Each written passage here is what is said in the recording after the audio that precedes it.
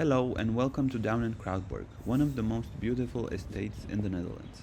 Tucked right between the dunes and the forest near Sandport, today I'm taking you through its history, the legends, the spooky stories, and some fun facts you probably didn't know. So this place looks something like out of a movie, and honestly, it kind of is. Down in Kruidberg was originally two separate manor houses. Down was built in the early 17th centuries, and Kruidberg followed later in the 18th. For centuries, rich Amsterdam families used these estates as their retreat away from the busy city life. Basically, this was the original rich people escape to nature spot. Eventually, the two estates were combined into one huge property. The current building, the one you see today, became the private residence of Jacob Theodor Kremer, a super influential businessman and politician in the late 1800s. This was literally his dream home, and honestly, it still feels like someone's dream. Okay, let's get into the fun part, the spooky stuff. So, Down in Kruidberg has a reputation. Locals say that late at night, a man sometimes wanders the hallways. No one knows exactly who he's supposed to be. Some say he's Kramer himself, doing his nightly walk like he used to when he lived there. Others say he's an older caretaker who passed away in the estate and still checks the halls to make sure everything's in order. But the weirdest part?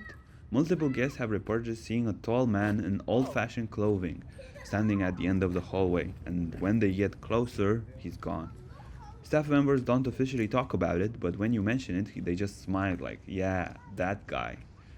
And then there's the lights. There are old stories about the lights turning on by themselves in rooms that are supposed to be empty. Sometimes entire floors light up for a second and then go dark again. The security cameras never catch anything except, well, the lights turning on. One worker apparently laughed and said, if he wants to walk the halls, at least we can do is keep the lights on for him. Another thing people whisper about there here is the supposed tunnels.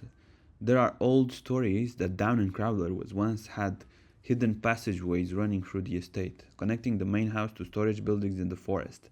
Nothing official confirms it, but the hikers sometimes talk about strange concrete structures half buried in the sand, or old sealed doors hidden behind overgrown bushes.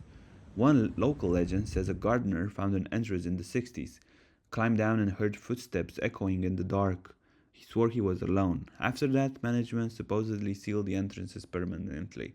Whether that's true or just folklore, I wouldn't test it. Inside the estate, there's a story about a set of old portraits that used to hang in one of the lounges. Guests claim the expressions on the faces would subtly change, nothing dramatic, just different moods depending on the time of day. Eventually, management moved the paintings into storage because people kept commenting on how uncomfortable they felt. Some staff say the portraits still shift, others say they were just removed so the guests would stop freaking out. Either way, I kind of wish they were still on display. Some walkers have reported hearing whispers of music, like an old radio playing faintly. There's never anyone there, the sound just disappears as you get closer.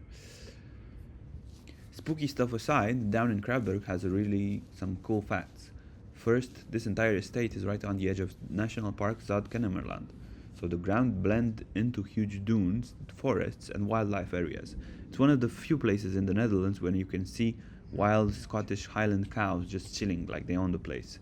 Second, during the World War II, the estate was taken by the Germans. They fortified the dunes here as part of the Atlantic Wall. A lot of the underground structures from that era still exist, a bit deeper into the forest.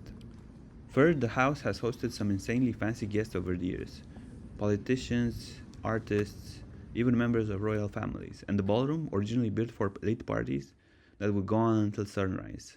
And one more, the gardens were inspired by English landscape architecture, meaning everything's designed to feel natural, even though it's completely man-made. Every curve, every pond, every tree line, its own purpose.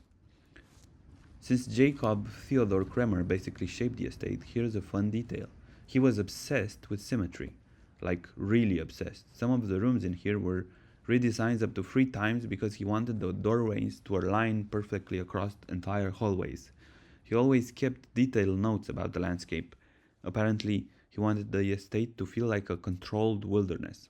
which is a fancy way of saying he wanted it to look natural but still Instagram ready before Instagram even existed. If you explore a bit further into the dunes, you'll find remnants of World War II, concrete bunkers, lookout posts, and weird ventilation shafts sticking out of the ground. Some locals say that the construction of the Atlantic Wall, workers reported strange sightings at night, silhouettes on the estate, shadows moving in the windows, voices coming from the forest. A lot of that was probably stress and paranoia, but the story survived long after the war. There's also this adorable but slightly unsettling story about a ghost dog. People taking evening walks in the garden have sometimes even seen a small black dog running along the path.